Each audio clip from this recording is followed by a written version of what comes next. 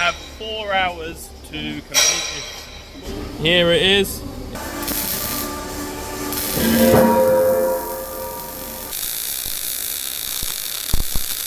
That's annoying. I didn't hit record.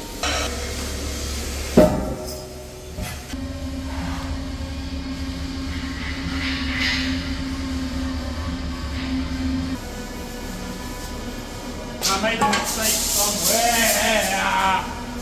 Are you finishing the pipe? Is anyone staying here? Finished. Long. There's a horizontal positional. I ain't even cleaned it up. This is, you're getting the raw. Hello everyone, welcome back to my channel. You join me on a big old 16-inch pipe. I have 4 hours to complete this. Here it is. It is a 45 set piece. So there's the piece of pipe in the middle, there's the elbow, and right here is the 45. I'm gonna quickly show you how I calculated the cut list and then get onto the job. So the set of the piece is 900mm. So that means from up here to down here, it drops 900mm. And because it's an equal set, it equally moves over the same amount, 900. So right there will be 900. And then straight up here will be 900 as well. So I am going to use Pythagorean's theorem. So we know this, B, C. So we know this length here, we know this length here, and we're trying to work out what this here is. Like that. So the formula that I use is 1.4142. That there is what you times this measurement by to get the travel. So 900 times 1.4142 equals 1,272mm. I round it up. So that's the travel. So from this measurement here to this measurement here, across this axis, is 1,273. I've got my chart over here. This is the fittings chart. So a 45 16-inch is 254 and an elbow is 610. So I need to minus the center measurement to the edge. So that chart shows the center measurement to the face, and if I minus 610 for the elbow, and then I minus the 45, which is 254 minus 254 minus a 3mm gap on both sides, so minus 6. That leaves me with the measurement. So that's that piece there, and this here is the face. So from the center of the elbow to the face, it needs to be 640mm, 640 minus the elbow, 610.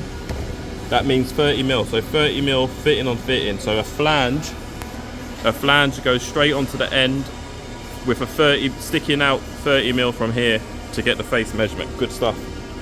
Now this measurement here is given, but what they tend to do sometimes would be to give the measurement all the way out without showing what this here would be.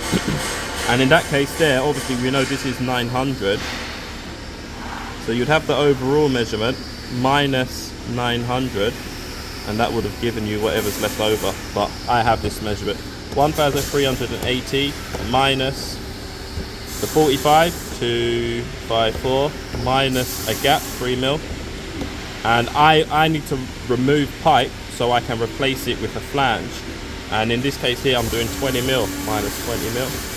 1,103mm, 1,103. And that pipe there is at the source. So the way how I'm going to fabricate this, I'm going to have my turning bar on the back of the elbow, and that allows me to do these 2 welds here in one go, and then I'm going to join it onto the long length, which is going to be a little bit awkward just because of the size of it. So welcome back, guys. I am back. It's been a while since I last posted life and all sorts, and yeah, I've been distracted. I've been getting home from work, literally passing out, falling asleep on the sofa. I've had no time to even consider video editing because it is time consuming, and you need to be on point. And I'm getting home and passing the f out, and you lot can probably relate to that. 'Cause I'm sure you lot are in the same situation as me. But the pipe I am working on today is a huge 16-inch pipe. Now I keep on. What happens with me? I don't want to post just normal random pipes. I always want to do something big. But the problem is when I take on these big project pipes, I get overwhelmed. It's so much work, and the recording side of things just I get to a point where I'm just like, this pipe is taking forever. The recording is frustrating me because I feel like where I'm recording, everything's just dragging out, and it drives me crazy. So I tend not to make these videos because, yeah, it just feels like it's time consuming because I get paid. I'm on price work, so I get paid per weld I do has its own price.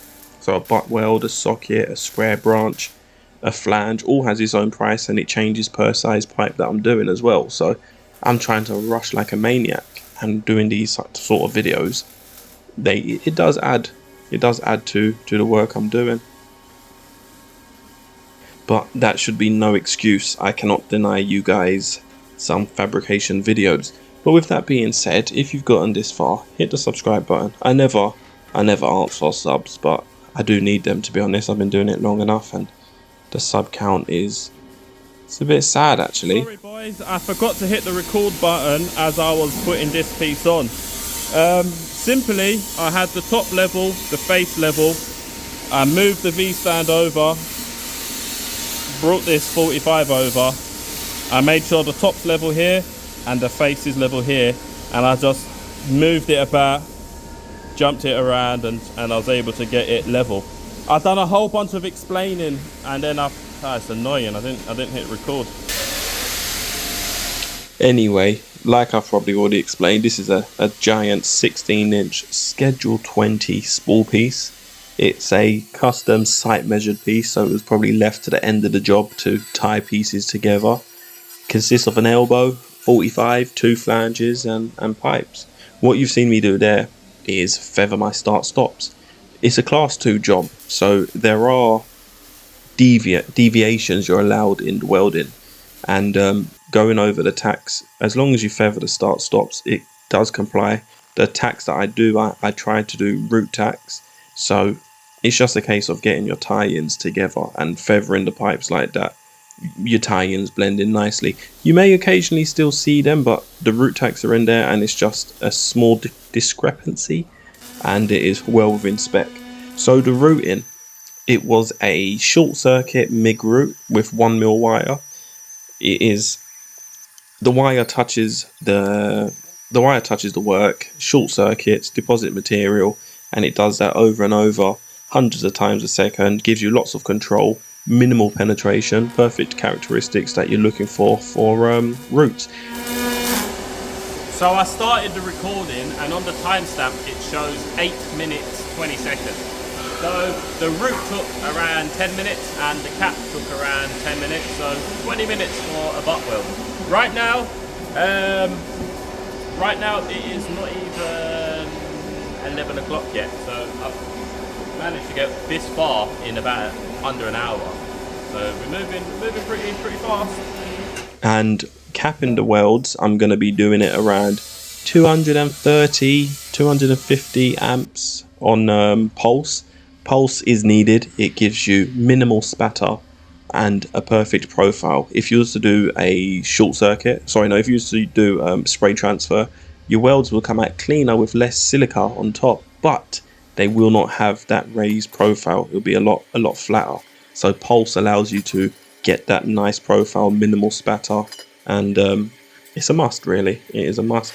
So doing big pipes like this, you look at the drawing and you have to use your experience to consider how to make it. And in my head, I think the plan changed slightly as I put this pipe on. I realized, there's no way I can rotate it. It has to be a positional. I think this was the best way to go, but yeah, I'm using my years of experience to break down the job and just to see the correct way to make this. And yeah, the positional way was the only way. You could argue the piece that I'm adding on now, I could have had that on the rollers. I could have pre-welded the 45 to that small piece of pipe and then join it how I'm joining it now and left the elbow off, and then probably added the elbow on at the end of the job for a positional. I could, but I like to do horizontal positionals, not vertical up positionals. I think vertical up positionals just take a lot longer, so horizontal was the way it had to be. So I am regretting not welding this flange on first. It should be on, because I may have to do a positional weld and everything's going to be done awkwardly. It should have been on. It would have been easier to weld it now. But here's the issue. Here's the issue. I just tacked the 2 horizontal ones as a guess. Without turning this up, I don't know if that there is level 45 to this piece here when it's stood up. I need from this point all the way over to this point here to be within 3 millimeters tolerance. 3 millimeters! I will show you 3 millimeters. You see them lines? The first 3 lines on this. Where is it? Let me pull it right up. Right there. 3 millimeters. It's nothing. I can't chance it. I can't gamble it. If I took a rough measurement and it says that this flange needs to be on 24 mil.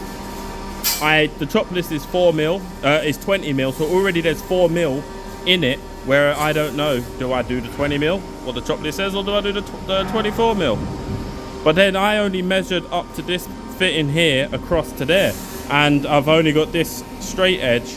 And with the straight edge, if it isn't perfectly level, the movement of it would grow and shrink 20 mil very easily. So I have to just gamble this and take it to the furthest extent and flange it last, just to make sure I'm within the 3 mil tolerance. I was hoping that I could put the 2 rollers underneath here and roll it. No chance. I'm probably going to have to stand it up on this edge and do a horizontal positional. It's turned into a much bigger job than I thought. But you never know. On an ISO drawing like this, you never know until you start making it and seeing it in real life.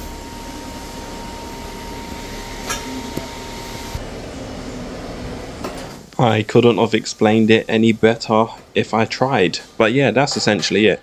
These big pipes, you really are at the mercy of the pipe when it comes to fabricating them.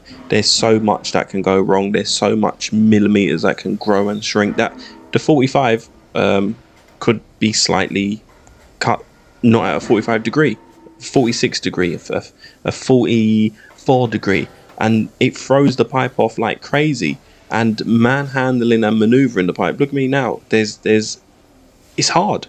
My crane is in the middle of the bay that goes left to right, but my captain's wheel, what this pipe is tacked onto, is at least a meter further back. I could move the table, I haven't, I just deal with it. So manhandling these pipes are not easy, but this case here, I'm just trying to check the 45. If it was something smaller, I would have probably just tacked it on. You know, I can get away with it. But here, got the sliver of pipe in the middle horizontal, and used the level just to make sure that the long piece is at a 45.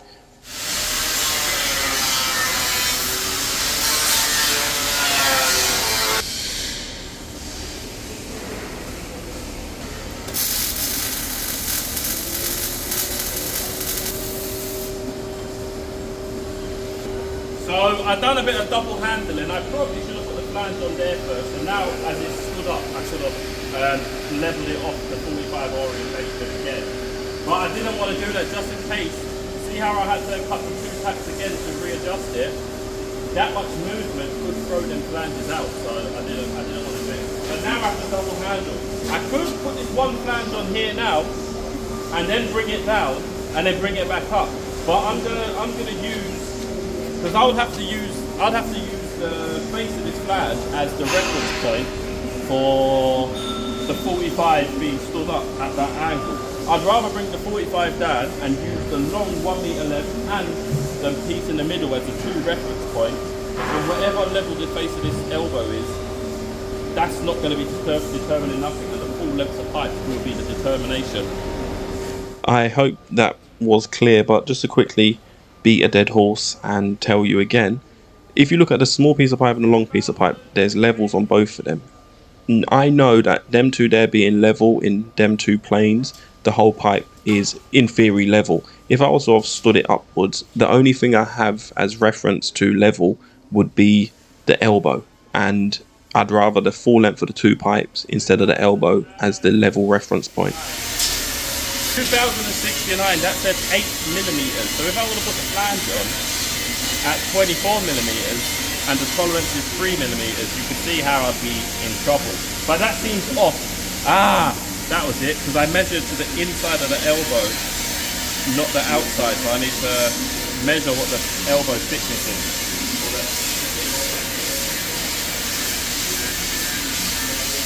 That's 6mm. So if it was there,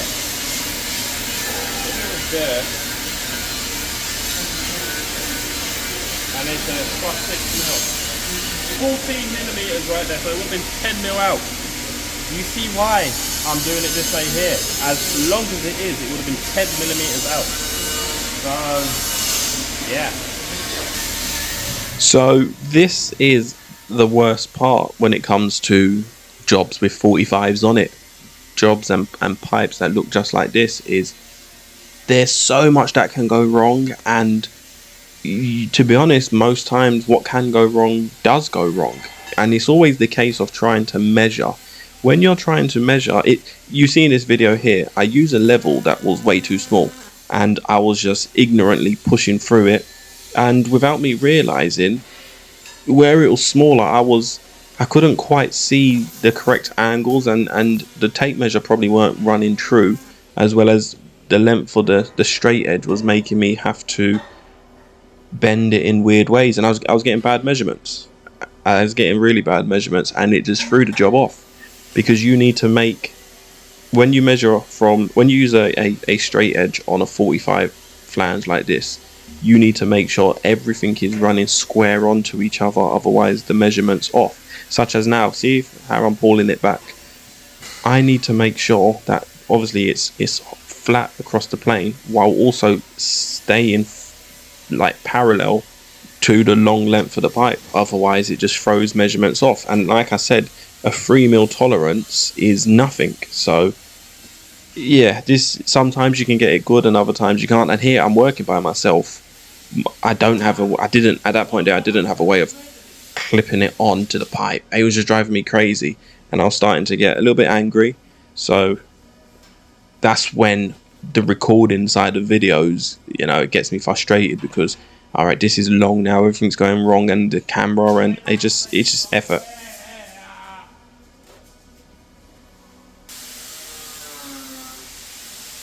I'm cutting the flange off because yeah, it's wrong, the overall measurement's wrong.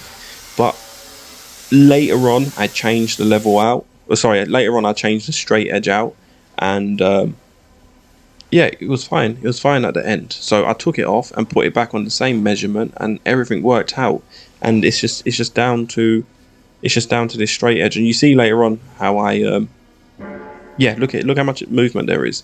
So I'm trying to use this as a good guide, and it just weren't good. But I'm going to show the back and forths how little movement there was. But there's, look, I'm in two different spots just because of the length of the steel rule. That there worked out to be like 15mm. I'm going to quickly put it on charge, but in the meantime, all I'm going to try to do, make sure this measurement is good, bang on, tack this flange again. I tried to use a square to level it off so I could get a rough reading before standing it up. That didn't work. I'm going to have to stand it up, check the flange is level to this pipe properly, then bring it back down, then check again. Because the overall measurement is telling me 17mm. I put that on 13 or 17mm. I think it was too long. Nonsense. I need to measure it properly. So I'll do that, and I'm going to get back to you once this flange and this flange are tacked on. So disaster was averted pretty easily once the camera went away. Goes to show using that longer level helped me out. Measurement was perfect. I brought it up to this direction here. I'm putting this flange on. Now, I don't know if I explained it to you. It is very easy to put a flange on one hole top if you don't know what you're doing. In this situation here, yeah, this length of pipe here needs to be 45. On this drawing here, it's not 45, it's horizontal, and that's the 45 piece. The 45 piece you don't have to worry about. You can always do 2 hole top. Let me go back to the beginning. So, a quick little lesson. When I refer to things about 2 hole tops, I mean 2 bolt holes are at the very top of the pipe. And what that means, pipes can attach to it, and no matter what, they're all in the same layout, so you can flip it 90 degrees to each other, and then 90 degrees, and then 90 degrees. And it allows you to have it allows you to be able to bolt things on in any way you want, and everything aligns to each other. The problem that you face is if you forget, or for one reason put this a 1 hole top, when you bolt anything else onto, it's going to be out by 1 hole. This pipe here, like I was explaining a second ago, I need this piece here 45, and that's horizontal. Right now that's horizontal, that's 45. So what I do, I check the flanges of everything. There's a quick method I've got to check the flanges. I put a mark at the top dead center, the bottom, right, and then left, and in between the 2 marks I mark. In this case here, the center of that is 2 hole top. If there was a bolt hole here, then I would know that this pipe here would have to have 1 hole in the center in order to correspond with this then being brought up at a 45, equaling being a 2 hole top. As confusing as that might sound, here's an example. Just imagine this here being a flange. Imagine this being a flange. Here's a hole like a normal flange. You mark the top, bottom, right, left, and then the corner. Okay, as you can see, there is no 2 holes at the top of this flange. It ends up only being 1 hole. Had a piece of pipe, say for example a T. If you had a T, and then you need this flange here off at a 45 degree angle, instead of you putting this flange on and then bringing up to 45 to attach these 2 flanges, what you can do instead is have that at a 90 degree, have this all flat, and then this flange goes on 2 hole top like normal, and this flange here will go 1 hole top, 1 hole top, and that will correspond to it being brought into a 45, it equaling 2 hole top. Where it's where it aligns, this being 2 hole tops here means that if I was to go to the 45 degree and then like physically grab this pipe and bring it up until these 2 bolt holes here are 2 hole top, that would then bring this at a 45 degree angle. You just got to be careful. Some flanges, I think 10-inch flanges and 2.5-inch and other flanges don't work. So now this is ready to be brought back down, level this off, and I can start welding it. All I've got to do is mindless welding, and you can see the amount of manhandling you have to do just to move it in each individual step. It's long, but anyway, while it's here, I'm going to weld the outside of the flange. Around 270-ish amps pulse again, a multi-run. They want multi-runs on these flanges. The pipe is schedule 20, so I don't even think it's 10 mil thick, and we're doing multi-runs. It's crazy. It's crazy. Anyway, 2 runs on the outside, and I don't know, what do I do now? Oh, I flip it up. Do I weld the inside of the flange? Yeah, it's at a slight angle. No real reason. I could have had it completely flat, but again, pulse welding, you can weld in outer position, so I could have it completely horizontal, vertical, whichever way. Just I could have done it sideways, but I like it to be not completely flat. I like gravity to help me slightly, you know, with the speed of welding. Now, so the original plan, I guess, when I was fabricating it, would be to put it on the rollers right now, but definitely there is no chance. What I need to do is this dangerous maneuver to stand it up, and I have a horizontal positional. Yay me! Again, short circuit route, changing the wire. This is the part where it is time consuming, but it's just mindless work now. You just got to, you know, get the hours under the hood, and before you know it, you're done. First run, short circuit route, and then I do a cap on the bottom. I try to let the cap droop down ever so slightly, so I get a bit of a not cold lap per se, but a bit of a drooping bottom, and that gives you a perfect ledge for the second run to sit on. Always have to grind out. This serves two purposes. One, it gets rid of any cavities from the first run, and the second run, by removing material, your cap just sits so much more nicer there. It's not bulging, it smooths into the second run, it doesn't give you undercut, it just gives space for the weld to sit, because I'm still welding it around 180, 200 amps. The camera's been recording on this section for 36 minutes. Ah, long. There's a horizontal positional. I ain't even cleaned it up. This is, you're getting the raw image of what it looks like having just been done. Pretty okay, there's not much to clean up. A little baby bit of undercut right here. Hit that with the grinder. I must have got caught on something and jerked away too much. I will linish that down. Even though there's still material there, it looks ugly, so I'll linish that down. Another little itty bitty bitty baby bit of undercut right there. This is where the thing jerked and done nonsense. So hit that with a grinder. Yeah, I will clean that up now. And then the flange, the downhand flange right now. So uncomfortable. But we are done. And it took 3.5 to 4 hours to complete, because I went on lunch in the meantime, in the middle of it. You remember what I was saying? See here, it's ended up 2-hole top. That's what we wanted.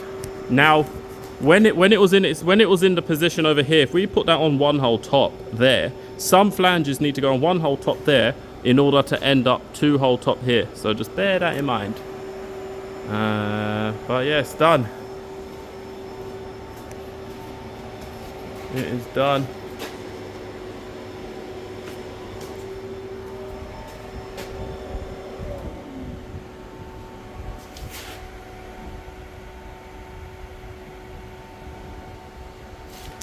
Anyway, if you enjoyed this type of content, hit the subscribe button. This is what I do day in, day out. Look what I've got waiting for me Monday morning. So, well, no, not Monday morning, Tuesday, because I'm off to 3M's headquarters on Monday. But this is what I've got waiting for me Monday morning. There we go. So yes, thank you very much for watching, and I'll see you lot in the next one.